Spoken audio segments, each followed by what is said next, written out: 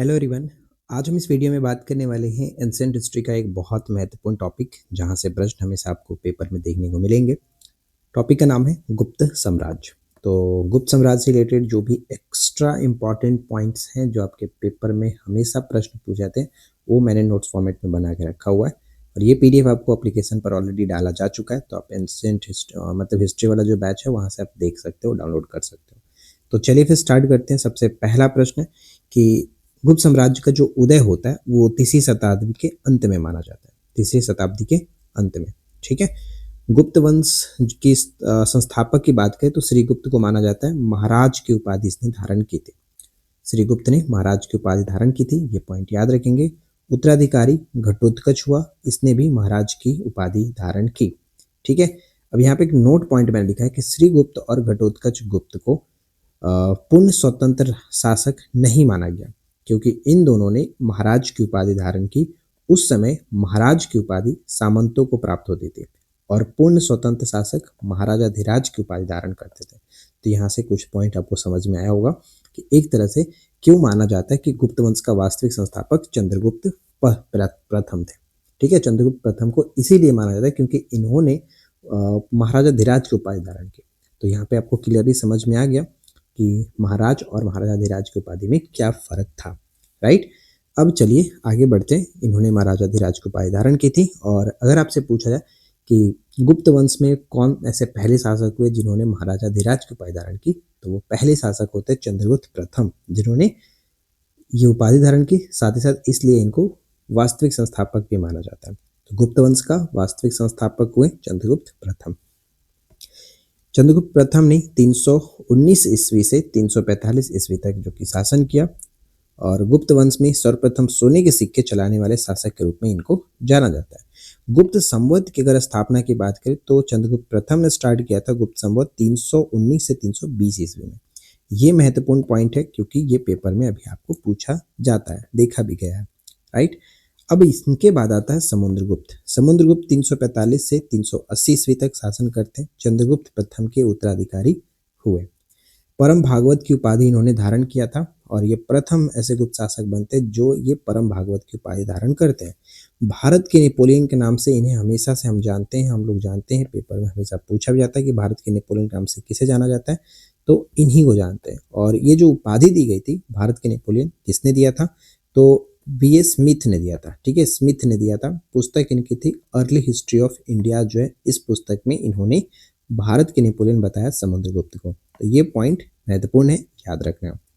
समुद्रगुप्त की अन्य जो उपाधियां रही जहां से प्रश्न आपको देखने को मिलता है वो है प्रक्रामक की, अश्वमेघकर्ता की, कविराज की उपाधि, विक्रामक की उपाधि और यहाँ पे हमने परम भागवत देख ही लिया और भारत के नेपोलियन तो जानते हैं। समुद्रगुप्त का विजय अभियान जो था 5 चरणों में अपने अभियान को पूरा करने के बाद अश्वमेघ यज्ञ करवाया एवं अश्वमेघकर्ता की उपाधि इसने धारण की थी, जो कि हमने यहाँ पे देखा, राइट। समुद्रगुप्त का दरबारी जो कवि थे वो हरिसेन थे।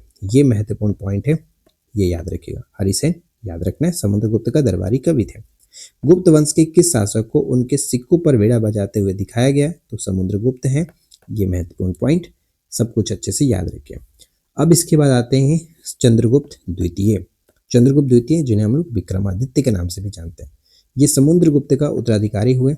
अन्य नाम इनका था देवगुप्त, देवराज, देवश्री, अन्य नामों से जाना गया। उपाधियों की बात करें तो विक्रमादित्य की उपाधि ने धारण किया, परम भागवत की उपाधि इन्होंने भी धारण किया था। अगर लेकिन पूछ लिया जाए कि परम भागवत की उपाधि सबसे पहले किस गुप्त शासक ने धारण की थी, तो वो आते हैं जो कि समुद्रगुप्त, ठीक है। परम भागवत की उपाधि समुद्रगुप्त और उसके बाद चंद्रगुप्त द्वितीय ने भी धारण किया था।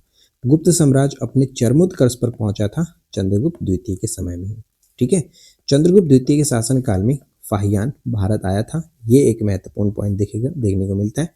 चीनी बौद्ध यात्री था फाहियान, राइट, चीनी बौद्ध यात्री था। शकु के विजय के उपलक्ष्य में चांदी के सिक्के चलाए, किसने, तो चंद्रगुप्त द्वितीय ने। गुप्त काल में चांदी का सिक्का चलाने वाले पहले ये शासक बनते, ठीक है। और ऊपर हमने देखा था सोने के सिक्के चलाने वाले, गुप्त वंश में सर्वप्रथम सोने के सिक्के चलाने वाले जो शासक थे चंद्रगुप्त प्रथम थे और चांदी के सिक्के चंद्रगुप्त द्वितीय थे, राइट। इसके बाद आता है कि कालिदास और धन्वंतरी किसके दरबारी थे, तो चंद्रगुप्त द्वितीय के दरबार में ये रहते थे।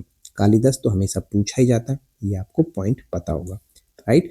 नेक्स्ट आता है कि चंद्रगुप्त विक्रमादित्य की उपाधि किसने धारण की थी? विक्रमादित्य द्वितीय ने, और इनका उत्तराधिकारी होता है कुमारगुप्त प्रथम, जिन्होंने नालंदा विश्वविद्यालय की स्थापना की है।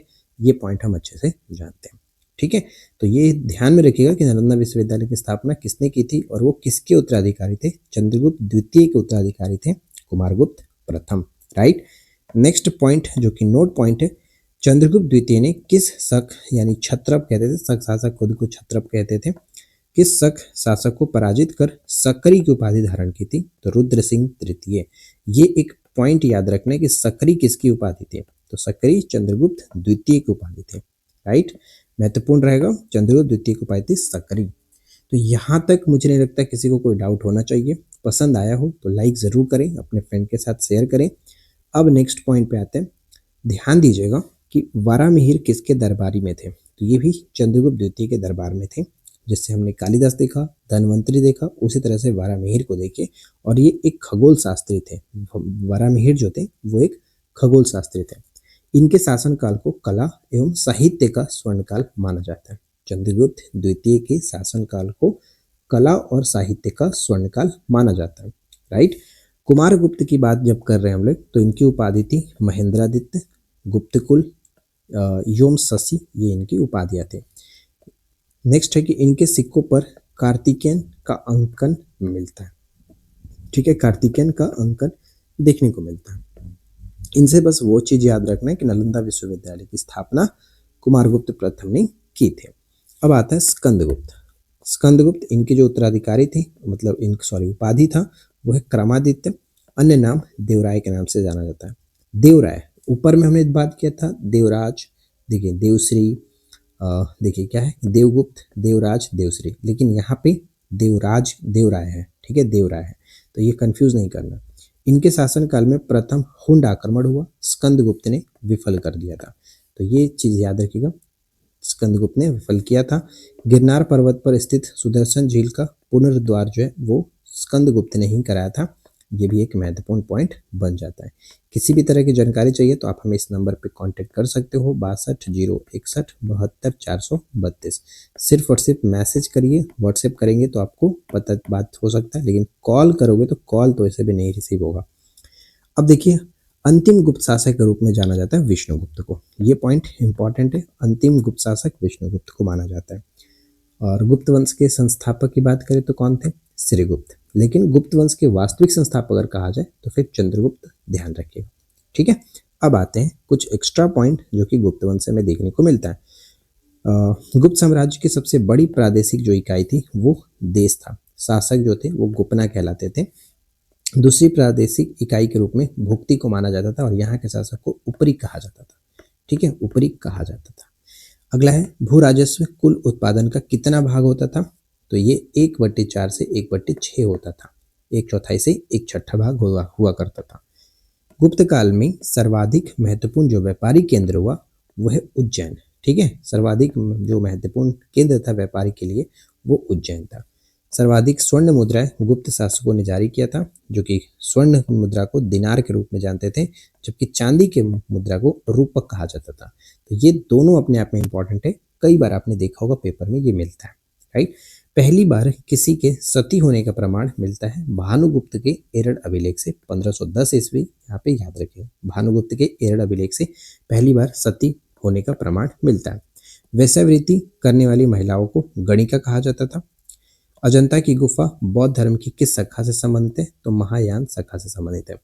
जब बौद्ध धर्म जो है वो 2 भागों में टूटा था, हम जानते हैं चौथा बौद्ध संगीति कश्मीर के जब कुंडल वन में हुआ कनिष्क के समय में, तो वहाँ पे बौद्ध धर्म 2 भागों में बढ़ता है, हीनयान और महायान। तो यहाँ पे अजंता की जो गुफा है वो बौद्ध धर्म की महायान शाखा से संबंधित है। आर्यभट्टियम और सूर्य सिद्धांतम नामक ग्रंथ किसने लिखा है? आर्यभट्ट ने लिखा है। इनका संबंध भी गुप्त साम्राज्य गुप्त समय से था, ठीक है। वारामिहिर की जो पुस्तक थी वृहद संहिता और पंच सिद्धांतक, ये 2 महत्वपूर्ण पॉइंट हैं, इन्हें याद रखना है, क्योंकि हमेशा आपने देखा होगा, पूछा भी गया है कि वारामिहिर की पुस्तक या फिर बृहद संहिता किसकी रचना है या फिर पंच सिद्धांतिका किसकी रचना है, तो वारामिहिर की, राइट।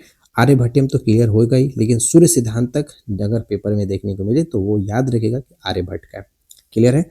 गुप्त राजाओं की राज्य भाषा क्या थी? संस्कृत हुआ करता था। गुप्त राजाओं की राजभाषा संस्कृत था।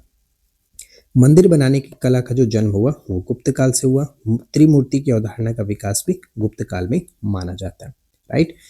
गुप्त वंश के शासकों ने मंदिरों एवं ब्राह्मणों को सबसे अधिक ग्राम अनुदान दिए। यहाँ पे एक पॉइंट आता है कि सबसे पहले, ठीक है, सबसे पहले भूमि अनुदान जो देने की प्रथा स्टार्ट की थी, भूमि अनुदान, ठीक है, अनुदान देने की जो प्रथा स्टार्ट की थी वो है सातवाहन। सातवाहनों ने स्टार्ट किया था। लेकिन सबसे ज्यादा जो अनुदान दिया गया वो है गुप्त समय में, गुप्त वंश में दिया गया था ब्राह्मणों को। भारतीय इतिहास का स्वर्ण युग के नाम से यहाँ पे जाना जाता है गुप्त काल को। राइट। भारतीय इतिहास का स्वर्ण युग के नाम से गुप्त काल को जाना जाता है। तो कुल मिलाकर गुप्त काल से इतने सारी चीजें इंपॉर्टेंट पॉइंट्स थे जो कि आपको थोड़ा सा याद रखना है। वैसे मुझे इसमें पता है कि आपको 60 से 70-80% सब कुछ याद होगा। जो नहीं याद है आपने एक बार देख लिया, ध्यान में रखिएगा। ठीक है। तो इस वीडियो में इतना ही फ्रेंड्स, मिलते हैं नेक्स्ट क्लास में नए वीडियो के साथ। Thanks for watching, keep keep learning, have a good day.